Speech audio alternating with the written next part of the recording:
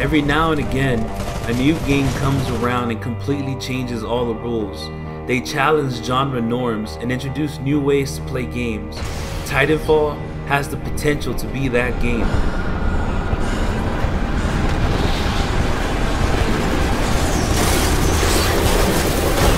Titanfall is like living in a high-octane Michael Bay movie. Atlas down. There is constant gunfire, explosions, and metal relentlessly smashing into each other.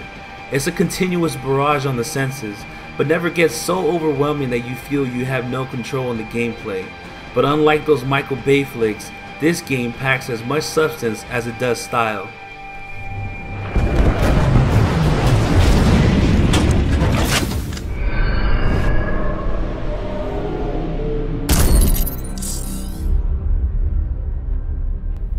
You'll never have a dull moment in Titanfall.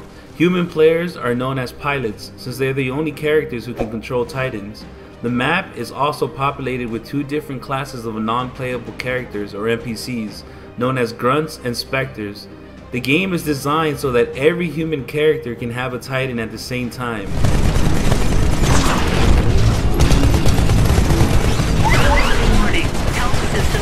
Add in the 12 additional NPCs on each side and you have a 24 versus 24 battle.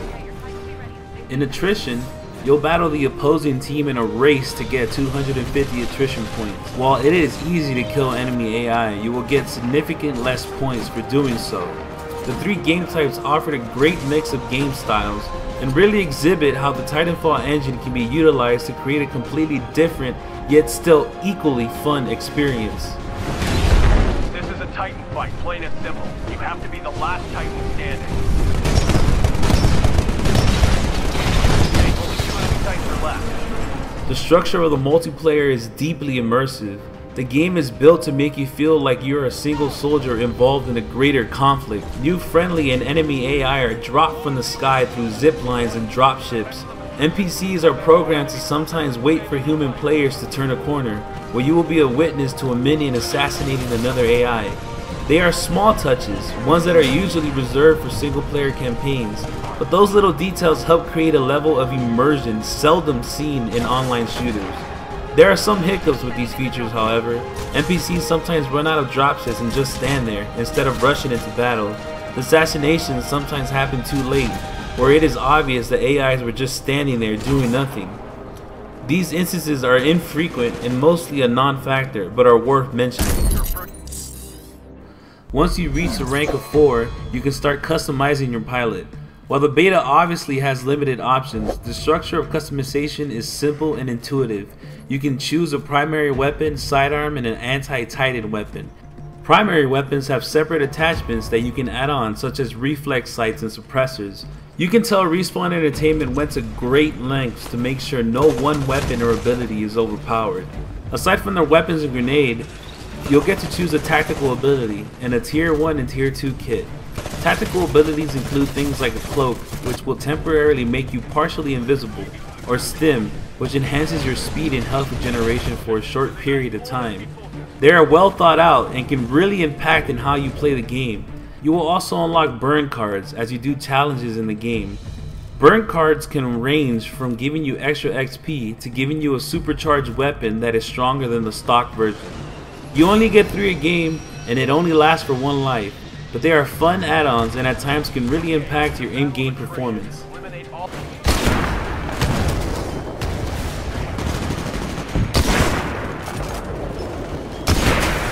It is almost jarring to discover how free the pilot's movements really are. The parkour elements are so good that they can be the basis of their own game. That platforming is forgiving. You don't have to be incredibly precise to hit a jump. That is not to say that it's not challenging. The brilliant design gives us a playground of skyscrapers, far-to-reach ledges, and long jumps. Pilots can engage Titans in a myriad of different ways. They can blur their vision with arc grenades, blast them with anti-Titan weapons from rooftops, or they can jump on their backs and rodeo them as they cause havoc on their machinery. This level of balance is unheard of and helps make every encounter a unique experience. Bring it down.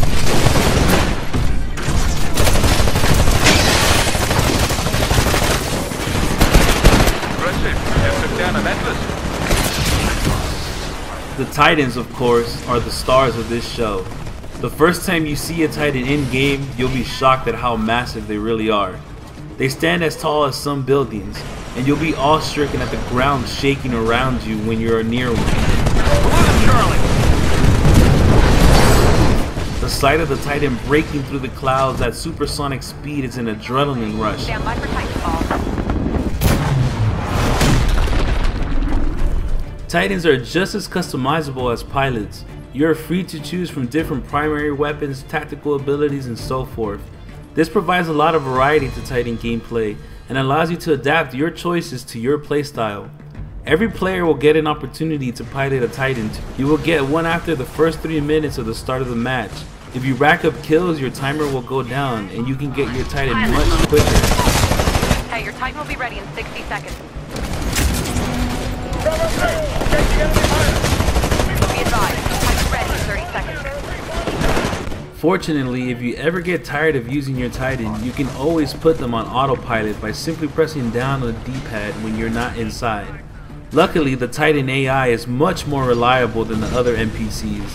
Titans on autopilot make smart decisions. In whatever way you decide to use the Titan, it will always amount to loads of fun. The only glaring flaw in the Titanfall Beta has been the inclusion of NPCs on the battlefield. On the one hand, as mentioned before, the NPCs add to the game's fun and immersion. They also help ease in novice players and allow them to still have fun even if they're being handedly outplayed by other human players. On the other hand, the NPCs are too often a non-factor in the battlefield. When you first start playing the game, you'll have a sense of joy easily eliminating anyone who crosses your path. But the better you get at the game, the more glaring the AI becomes. Casual fans most likely won't have an issue with this setup, but more hardcore players might find themselves getting bored with the game if they can't find a significant challenge.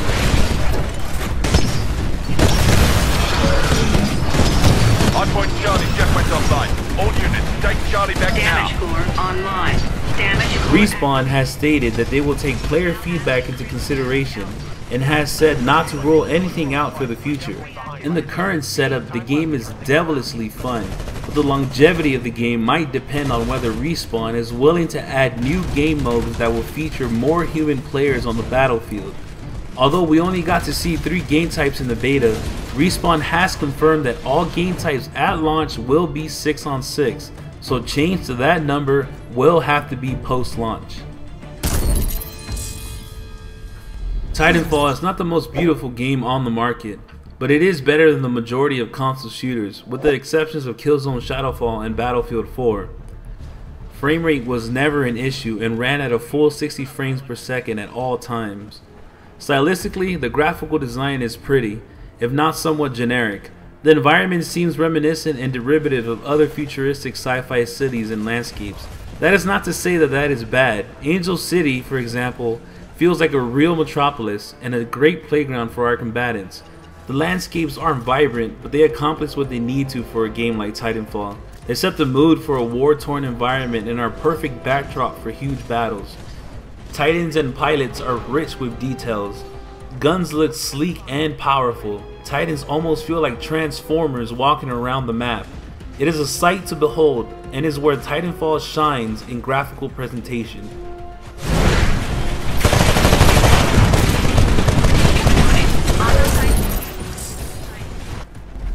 Sound design in Titanfall is top notch and rivals that of any AAA game or big Hollywood blockbuster. The guns all sound powerful and impactful. You'll notice great sound effects for everything that happens in the action. The distinct sound of a Titan falling from the sky. Far away gunfire sounds distant and echoes as it should. The footsteps of Titans smashing on concrete are immense. The sound effects are perfect and are masterfully enhanced by a subtle orchestral soundtrack that rises and falls with the action in-game.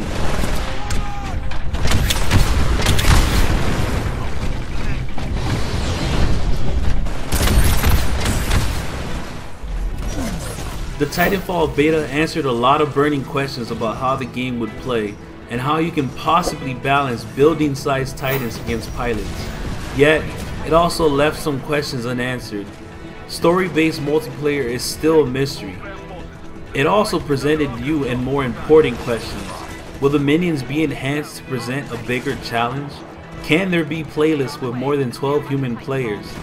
These are relevant questions that can affect the longevity of Titanfall. But the most significant question of all, will you be standing in line on March 10th at 11:59 p.m. to buy this game? We answer emphatically yes. The beta did what it's supposed to do. It stress tested the game and the servers and pushed them to their limits. But it also whet our appetites to want more. No matter what else the game has to offer, Titanfall has already shown us enough to know that it will be extremely fun.